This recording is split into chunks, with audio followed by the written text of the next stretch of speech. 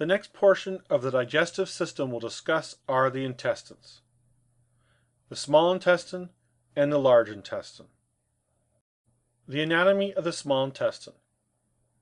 At the pyloric region of the stomach begins the small intestine. Let's use this diagram to show its anatomy relative to other organs in the abdominal cavity, the stomach and the liver. The small intestine is adjacent to the large intestine, which is divided into three main regions: the ascending colon, the transverse colon, and the descending colon. At the end of the digestive system is the rectum and anus. The small intestine is approximately 6 meters or 20 feet in length. And even though it's called the small intestine, it's longer but not as wide as the large intestine.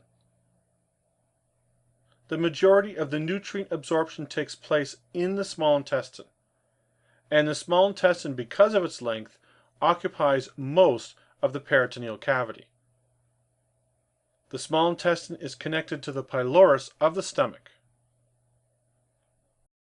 Now that we've discussed the gross anatomy of the small intestine, let's look at the histology. Within the small intestine are plicae. Each plica increases the surface area for absorption in the small intestine. These plica do not change shape as the small intestine is filled, unlike those of the stomach. Within the mucosa of the small intestine are special villi and crypts. Each villi has a network of capillaries and lymphatics into which the absorbed substances are delivered. Shown on the right side of the slide is a diagram of a villi, goblet cell, and intestinal crypt. The crypts secrete enzymes such as sucrase and maltase. These enzymes are necessary for the digestion of macronutrients into micronutrients. The regions of the small intestine. This anterior and posterior view of the abdominal cavity reveal the location of the small intestine. In the posterior view, you can see the duodenum where it connects to the stomach. In the anterior view is the second portion, the jejunum. And in the posterior view is the ileum where it connects to the cecum and large intestine. The duodenum is the first segment, and it's attached with the pyloric sphincter of the stomach, and therefore the addition of pancreatic enzymes in this region is the main mixing portion. After a bend in the duodenum, the jejunum begins. This region is much longer, approximately 2.5 meters or 8 feet, and this is where the majority of digestion and nutrient absorption takes place. The jejunum and ileum make up the majority of the length of the small intestine. The ileum is approximately 3.5 meters or 12 feet long, and it ends at the ileocecal valve through which material enters the cecum of the large intestine. The support and regulation of the small intestine. Shown in the diagram on the left is the superior mesenteric vein and the superior mesenteric artery. These are the major blood supply to this region of the digestive system. The small intestine has the following associated vasculature: the superior mesenteric artery and the superior mesenteric vein. These vessels, along with sympathetic and parasympathetic innervation, pass through the supportive mesentery known as the mesentery proper. The first division of the small intestine, the duodenum, has no supportive mesentery. This is a very small region, you'll remember from the previous slide. The myenteric plexus and submucosal plexus control the movement of food material through the small intestine. And parasympathetic or vagal stimulation triggers the release of secretions which are inhibited by the sympathetic stimulation to this region. After the small intestine, within the digestive system is the large intestine. Now let's look at the anatomy of the large intestine. Highlighted in blue font on the diagram are the three major regions of the large intestine: the ascending colon, the transverse colon, and the descending colon. The large intestine runs from the ileum of the small intestine to the rectum and anus. It's also called the large bowel. It's approximately 1.5 meters or 5 feet long and is so named because it's wider 7.5 centimeters than the small intestine.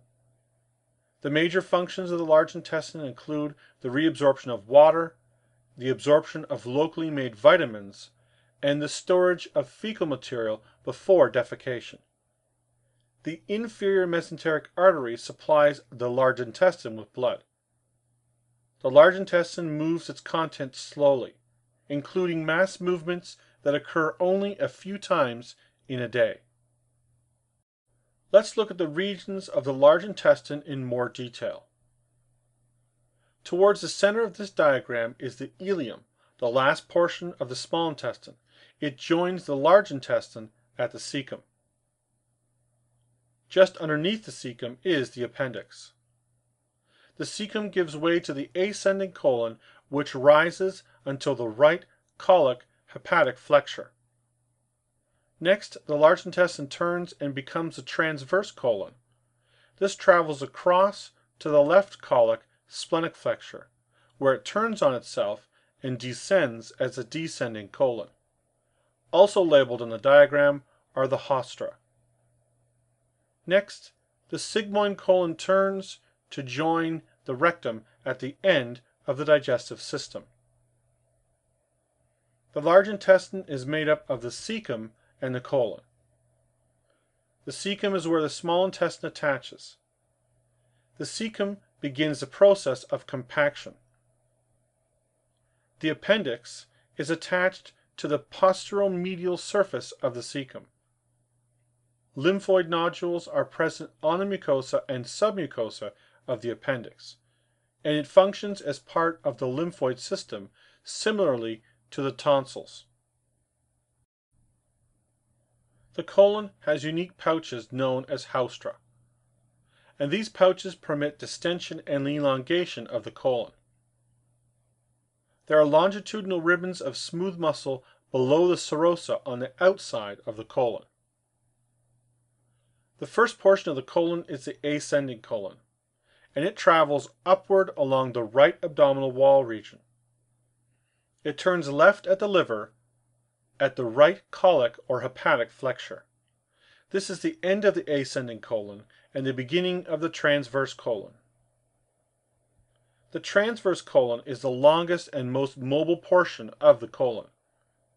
It travels across the abdomen until it becomes retroperitoneal and turns with a right-angled bend at the left colic or splenic flexure. The next portion of the colon is the descending colon, which travels down the left side of the abdomen. It's secondarily retroperitoneal and therefore is attached to the abdominal wall. It's behind coils of the small intestine. After the descending colon is the sigmoid colon, and when the colon enters an S-shaped segment, the sigmoid colon begins. This section of the colon is approximately 15 centimeters long. It passes transversely across the front of the sacrum to the right side of the pelvis. It then curves towards the middle and turns downward and ends at the rectum. Here's a clinical note in which we'll discuss diverticulitis. Diverticulitis involves the formation of diverticula. These are sac-like pouches of the wall of the colon. Patients usually have gastrointestinal problems such as diarrhea, nausea, constipation, and abdominal pain. This most frequently occurs in the sigmoid colon, and it's accompanied by an increased intraluminal pressure and, in some cases, infection. The cause of diverticulitis is believed to be poor diet, lack of indigestible fiber, and an increase in constipation. Treatment includes clearing any infection, the use of anti-inflammatory drugs, and gradually increasing the amount of high-fiber foods in the diet. The last segment of the digestive system is the rectum. Shown in the diagram, the sigmoid colon turns and forms the rectum. At the end of the rectum is the anus. Surrounding the anus is the anal sphincter, as well as anal columns. The rectum itself is the last 15 centimeters of the digestive tract, into which the sigmoid colon discharges. The rectum temporarily stores fecal material, and this triggers defecation. The anal canal ends at the anus in the region of the anal sphincter. The anal sphincter is made up of an internal portion and an external portion, and a ring of skeletal muscle fibers at the anal sphincter is under voluntary control. In this last section, we'll review the histology of the large intestine. Shown in the diagram in the bottom left corner is a section of large intestine. Goblet cells and intestinal crypt cells are in the mucosa. Underneath that is the muscularis mucosa, the submucosa, and the muscularis externa, which is the muscle layer. Unlike the small intestine, the large intestine has no villi. There are more goblet cells in this region. The crypts and glands are larger and deeper in the large intestine.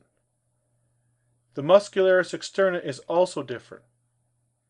The muscle layer is not under the serosa, but rather it's in bands on the outside surface.